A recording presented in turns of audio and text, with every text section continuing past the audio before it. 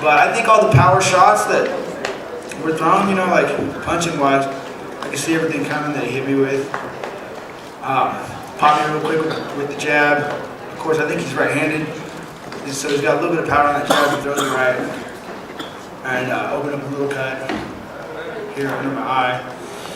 And then I barely got grazed with that little whip kick, the one that I think he was throwing that in the fight with Weedman. But I barely got grazed with that one. I think that's what did me up top a little bit. But other than that, I was moving forward best I could without having my rhythm together like I have in the previous fights. Just had a little issues with my trainer as far as that goes, though. But with my punching and my arm, it was actually locking up on me, and I couldn't punch with it. When I came out to fight, it wasn't an issue, but I was worried that it was going to be because every time I throw a punch in the last couple of days, it would lock up and it would stick. So here's my arm straight, like that, and then here's how it would stick, like this. And I was like, what the hell's going on? So I went and saw Anderson's doctor that fixed his leg. Someone said, I think Reed said me, someone said me over to Anderson's doctor. And I went in there and saw him, and they took an x-ray. He said, yeah, I think maybe you have some bone spur, like some bone fragments in there or something. And I'm like, it feels like I got some tendons caught up and I can't straighten it. And I feel like if I try to punch through that, it's going to tear something and swell up. So I didn't want to punch or whatever it was going to be. I could tell that last time I tried to punch through it, I was like, ooh, and so I knew it was going to probably swell up, so I had to wait. I couldn't really throw a lot of punches until the fight, because I figured if it was going to tear something or pull something, I had to just get through it in the fight. I don't want to do it before the fight, have it swell up on me and go out there with nothing. Well, two questions then. Will you need surgery on it? Did Dr. Saunders tell you that? And then secondly, once you get recovered, do you still want to fight? Do you want to come back? And what kind of plan would you have about who you would want to fight given what's happened in the last couple of fights? I don't know much about surgeries and arm surgeries.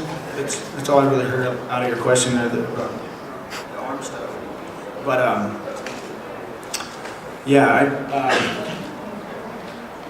but yeah, he said that we could go in there and do surgery and take something out of there, something like that. But I haven't really looked into too much of doing. I'm not really, I ended up having surgeries, so I don't know. We'll have to see about that.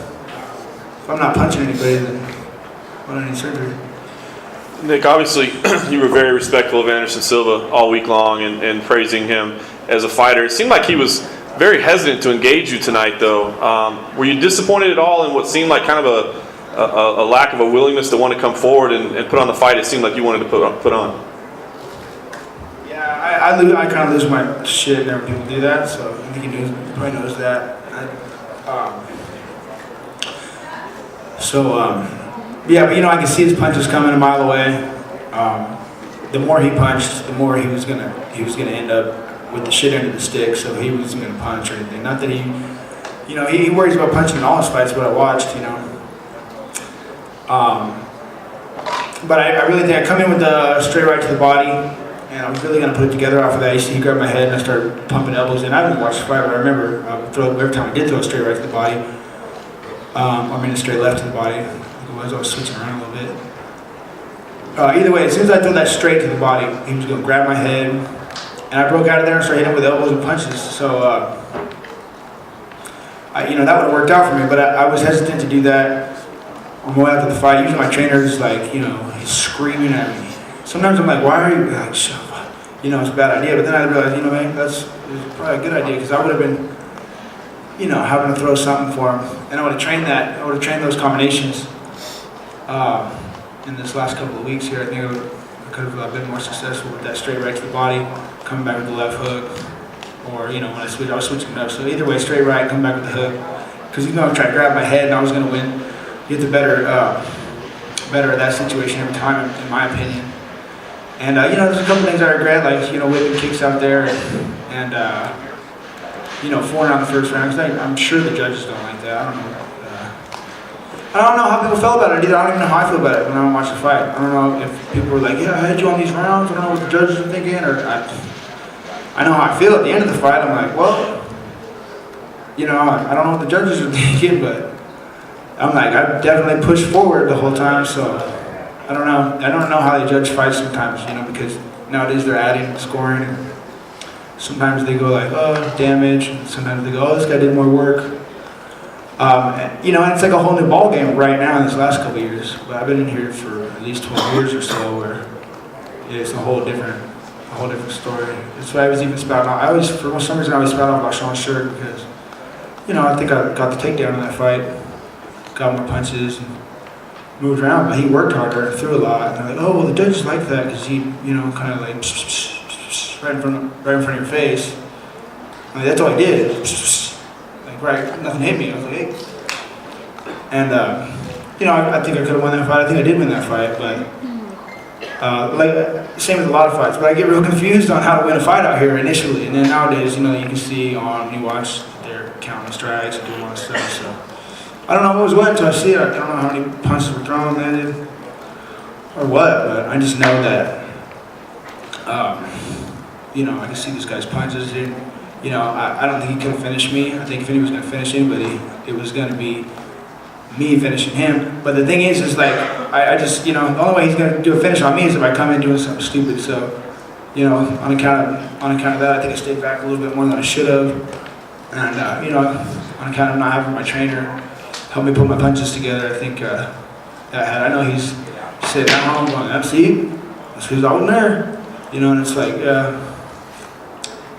yeah, I know. I pretty much, you know, saw myself sitting here, you know, with that mindset. What's my trainer thinking? What's my trainer thinking right now? Because he's, you know, like, see what happens. You didn't bring me along. You know, but, you know, I love my trainer, and it's just things have been rough. You know, when you get older, real money starts coming out in this. It's like it's hard to work these things out and organize these things. You know, but I was lucky to have a. You know, an excellent team behind me. My agent Lloyd Pearson, and you know, he's a great. He always comes through for me no matter what. And you know, Lloyd and James and the whole Ballinger group thing, they really, you know, came through. My friend Frank Hurley, you know, I was running around out here one day, met him, and put me through with the right people. And that I met on my own. You know, I couldn't really, people were trying to pitch different management teams towards me. I just pretty much didn't do this on my own, but I was more than happy with the deal we got and how it worked out and the things I learned, and I'm really appreciative of all the people that did stand, all that, you know, the new people that were standing by me and what I had to work with. I really appreciate it. So. Nick, I know that it's still fresh right now. And you've got some thinking to do, but you know, you've got kind of a love-hate relationship with this sport. As you sit there right now, do you feel like this is something that you want to do again, or, you know, with all the difficulties you had and all the struggles to get here, do you feel like maybe it's not for you? Yeah, no, you know, it's really crazy, you know, kind of hurt, and I'm kind of tired of being a loser, you know. I'm still here, losing all these fights. It's just, but I don't know what people think either. I don't know how you guys saw the fight. I don't know if you guys are sitting there like, yeah, he thinks he won. How stupid.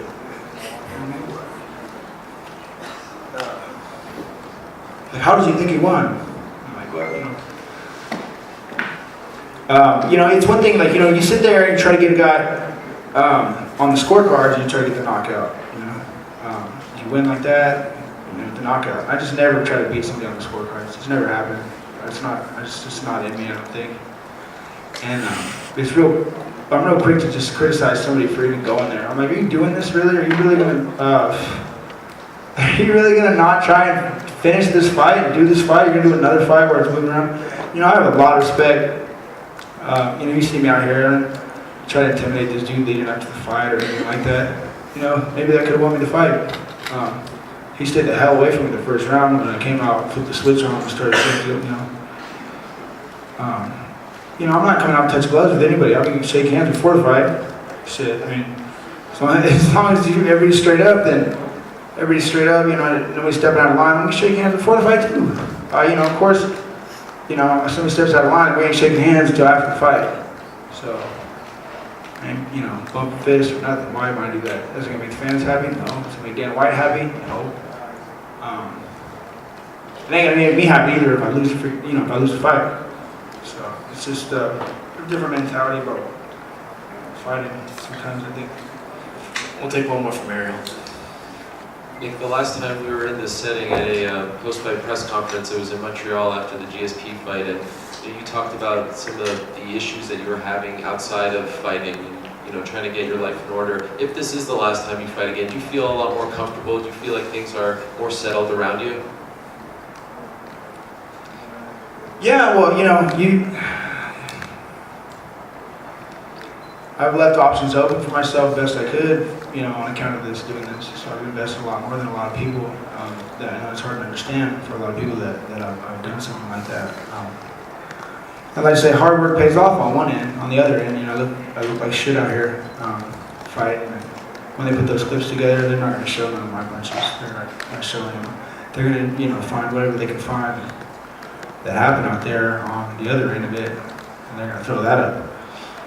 And you know, it's not good to see. It doesn't feel good to see that. You know, it doesn't feel good to try to argue with somebody that thinks like, you know, has their opinion. And, you know, I'm just having to avoid too many arguments. You know, so I don't know. Sometimes I'm like, man, hopefully I wish I could just fall off.